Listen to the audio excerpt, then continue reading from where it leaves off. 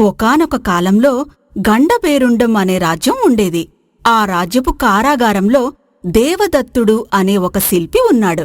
ఒకరోజు అతని గదిలోకి ఒక రైతుని ఖైదీగా తీసుకొచ్చి పెట్టారు. అప్పుడు, ఏం నేరం చేశావు? నేను ఏ నేరమూ చేయలేదు మహాప్రభో. మరి ఊరికే నిన్ను ఖైదు చేస్తారా? నా ఊరుకున్న సమస్యను తీర్చడానికి ప్రయత్నించాను. కాని నాదే తప్పని ఊరందరూ అనడంతో నన్ను తీసుకొచ్చి ఇదిగో ఇక్కడ పడేశారు. అవునా?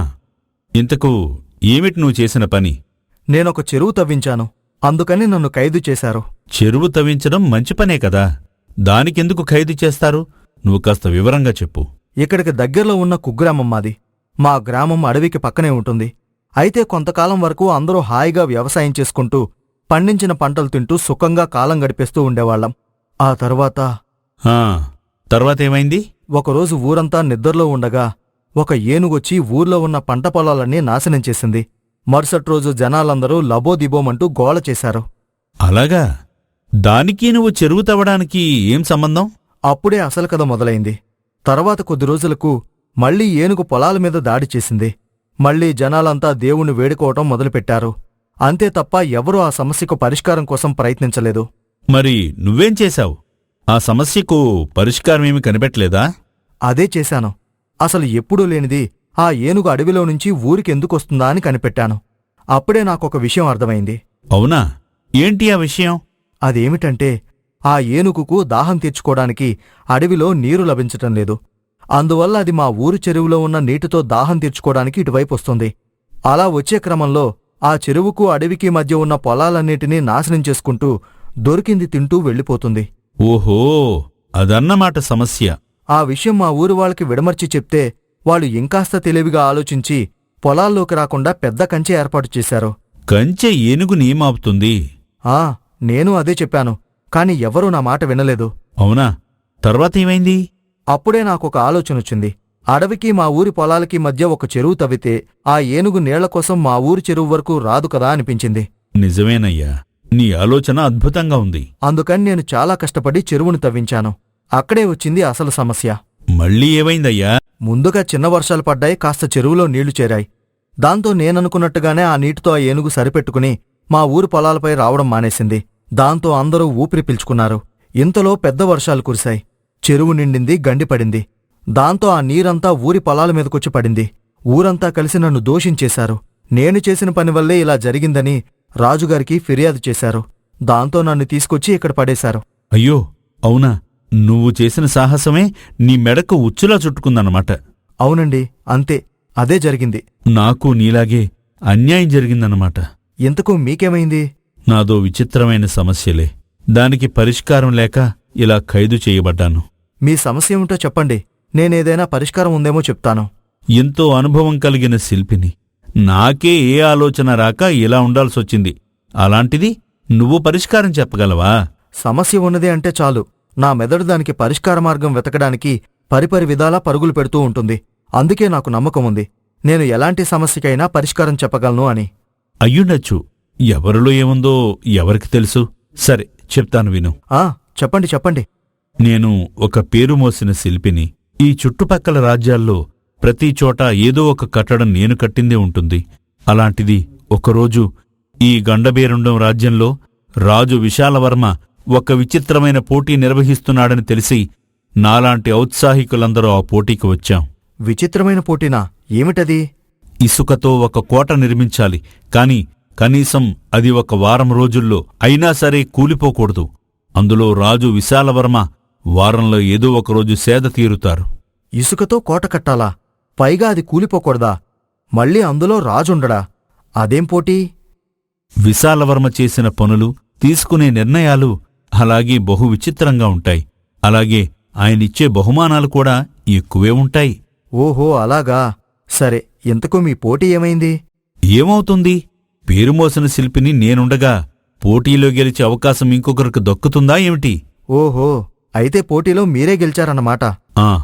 అవును.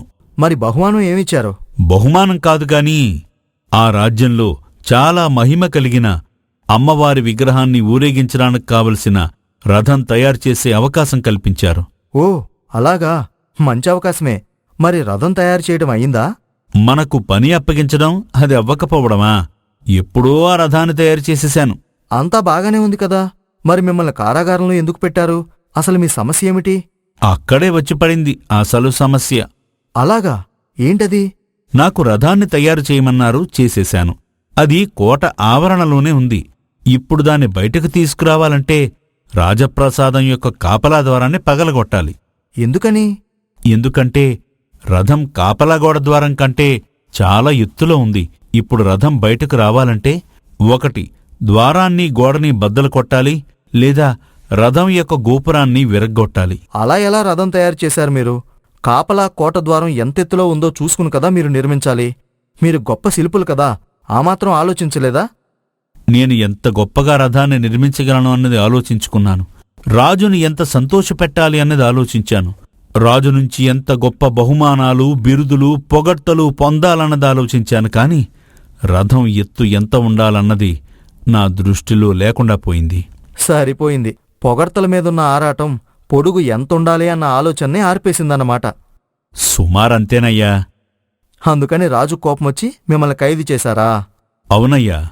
ఇప్పుడు ఏం చెయ్యాలో పాలుపోక, ఆ రథాన్ని బయటకు ఎలా తీసుకురావాలో అర్థం కాక ఇలా కారాగారంలో కూర్చుని కాలక్షేపం చేస్తున్నాను. కారాగారంలో కూర్చుని కాళ్ళు చేతులు పిసుకుంటే పరిష్కారం దొరుకుతుందా చెప్పండి?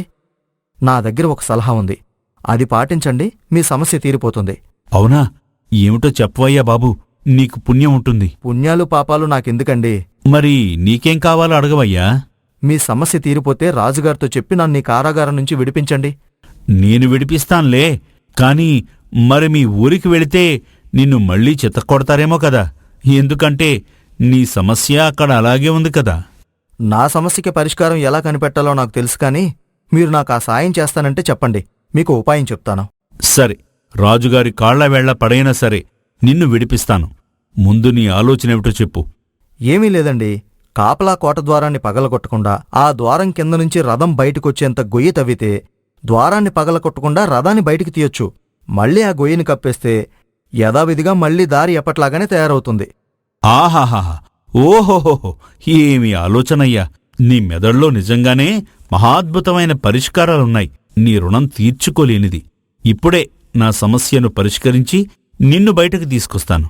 అలా అని చెప్పి దేవదత్తుడు ఆ రైతు చెప్పినట్లు చేసి రథాన్ని బయటకు తీసి రాజుకు జరిగినదంతా చెప్పి ఆ రైతుని విడుదల చెయ్యమని చెప్తాడు.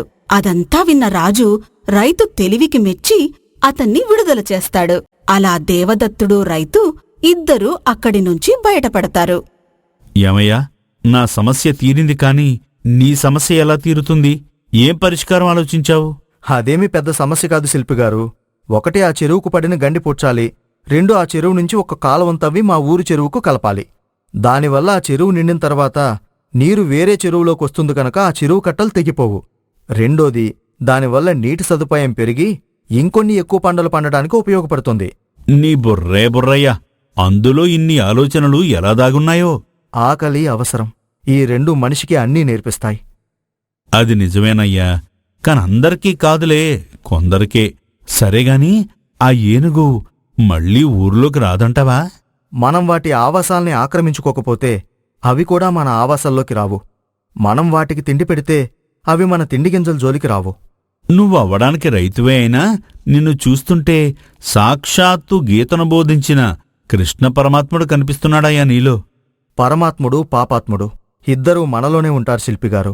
మనం ఎవరిని బయటికి చూపిస్తాము అన్నది, ఎదుటివారిలో మనం ఎవరిని చూడగలుగుతాము అన్నది మనమీదే ఆధారపడి ఉంటుంది.